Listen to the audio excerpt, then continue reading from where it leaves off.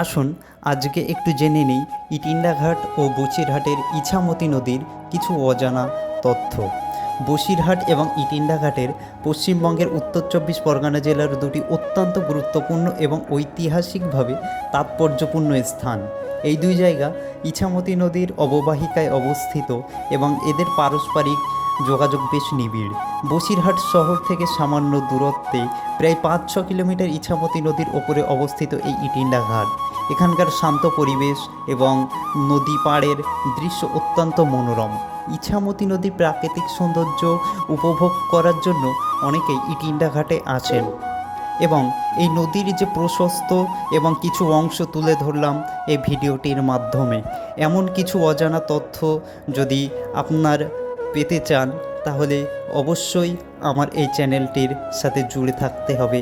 Like, comment এবং subscribe করে পাশে থাকুন এবং যারা এমন গ্রামীণ দৃশ্য পেতে চান তারা অবশ্যই চ্যানেলটির সাথে যুক্ত থাকবেন। ধন্যবাদ ভিডিওটি